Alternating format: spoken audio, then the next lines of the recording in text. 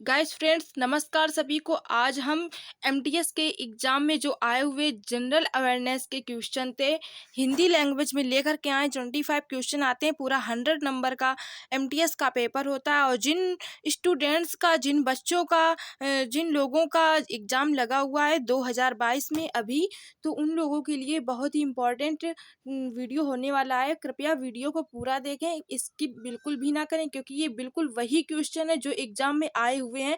सो हम स्टार्ट करते हैं। 2 नवंबर शिफ्ट 1 2021 में आए हुए हैं। आइए फर्स्ट क्वेश्चन इसका देखते हैं। पुरावशेष पुरावशेष और बहुमूल्य कलाकृति अधिनियम 1972 की धारा 2 के अनुसार पुरावशेष में ऐसी कोई पांडुलिपि, अभिलेख या अन्य दस्तावेज शामिल है जो वैज्ञानिक, ऐतिहासिक, साहित्यिक या सौंदर्य मूलक हो और जो कम से कम वर्षों में अस्तित्व में हो।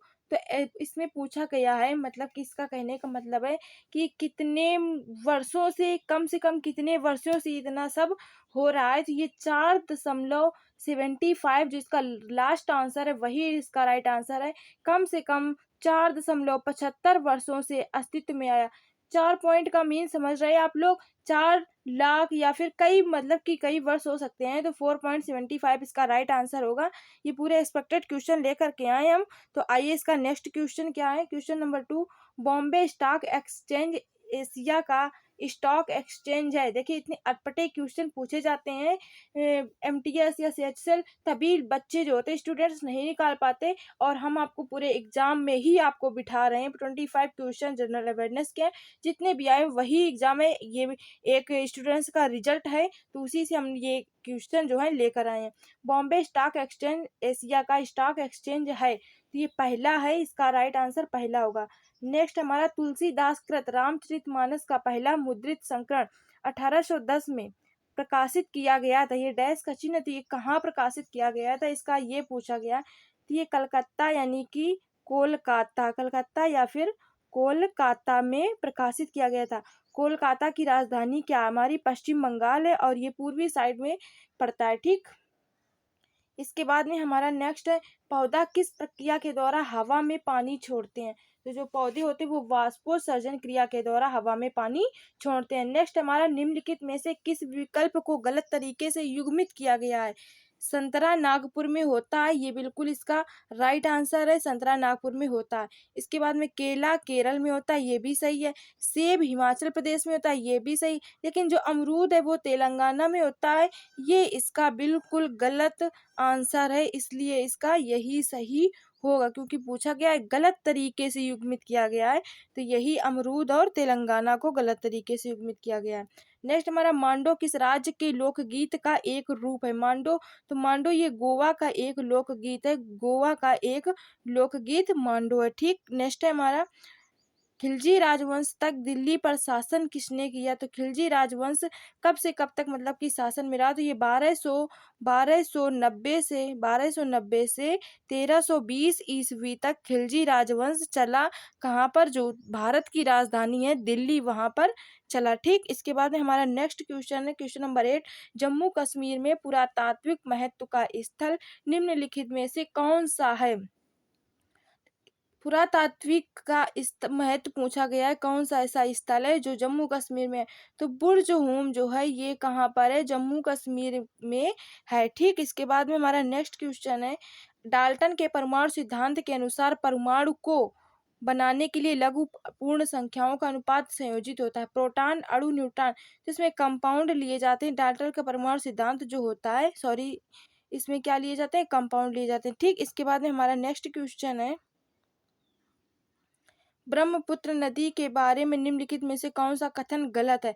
ये तिब्बत से उद्भूत होती है, कौन सा कथन गलत है। तो देखिए, ये इसका सही है। हाँ, जो ब्रह्मपुत्र नदी है ये तिब्बत से ही निकलती है।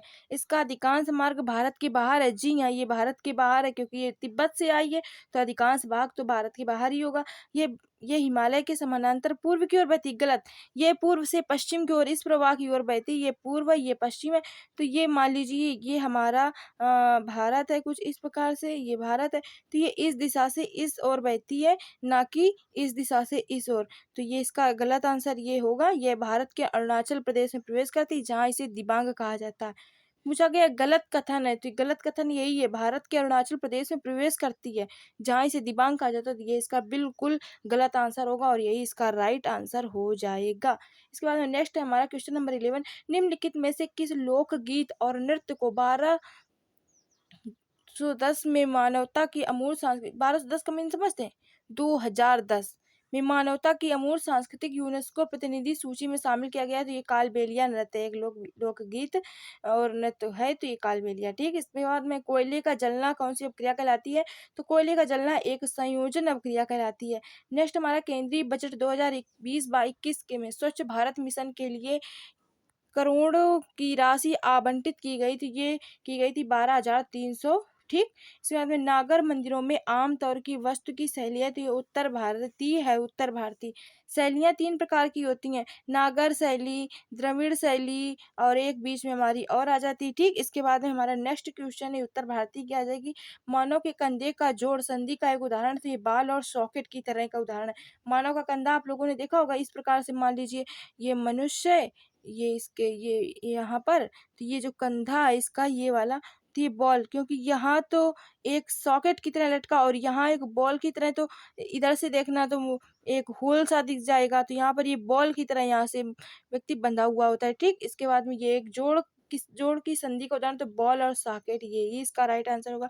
इसके बाद में नेक्स्ट है हमारा, महिला एक दिवसीय अंतर्राष्ट्रीय क्रिकेट में 6 विकेट लेने वाली एकमात्र भारतीय स्पिनर कौन है? तो ये दीप्ति शर्मा है। चूंकि 2021 का पेपर है, तो इसमें 2021 के ही करंट अफेयर्स पूछी गई है, और अब जो 2022 का, तो आप लोग करंट अफेयर्स जरूर पढ़ते रहिएगा। हमारे वीडियो में हम आपको करंट अफेयर्स भी प्रोवाइड कराते हैं। नेक्स्ट है हमारा, दोहा के 6वें कतर इंटरनेशनल कप में भारोत्तोलन के लिए पदक किसने जीता?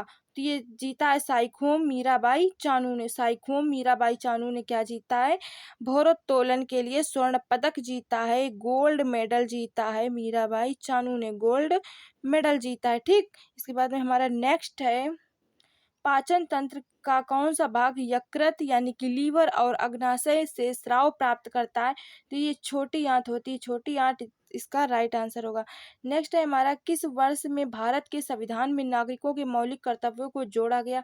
पूछा गया है कि किस वर्ष में, ऐसा कौन सा वर्ष था जब भारत के संविधान में मौलिक कर्तव्यों को जोड़ दिया गया, नागरिकों के मौलिक कर्तव्यों को जोड़ा गया? तो 1976 इसका राइट आंसर होगा, तभी इसको जोड़ा गया था। नेक्स्ट है हमारा, विली वोनका बच्चों की कहानी पुस्तक का एक काल्पनिक चरित्र है, तो Charlie and the chocolate factory, Charlie and the chocolate factory. इसके बाद में निम्नलिखित में से किस योजना के तहत सूक्ष्म इकाई से संबंधित विकास और पुनर्वित्त पोषण गतिविधि के लिए भारत सरकार द्वारा एक नई संस्था स्थापित की गई? तो इसका राइट आंसर होगा प्रधानमंत्री मुद्रा योजना। 22 इसका क्वेश्चन है, निम्नलिखित में कौन सा महाराष्ट्र के एक संत थे? तो चोखा मेला एक महाराष्ट्र के संत थे।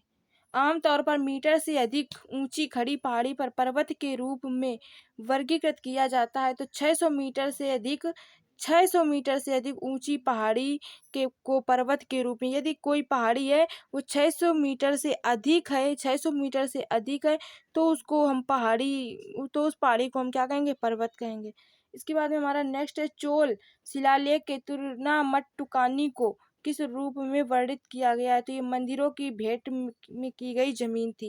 इसके बाद में नेक्स्ट हमारा 25 और लास्ट क्वेश्चन है, भारतीय संविधान का कौन सा अनुच्छेद आपातकाल की उद्घोषणा से संबंधित होता है? तो ये आर्टिकल है 352, 352 आर्टिकल है आपातकाल की उद्घोषणा के लिए। मिलते हैं इसी प्रकार के नेक्स्ट एमटीएस एग्जाम में आए हुए क्वेश्चनों के साथ में। तब तक के लिए यदि वीडियो अच्छा लग रहा हो तो चैनल को लाइक एंड सब्सक्राइब कीजिएगा। Thank you for watching video.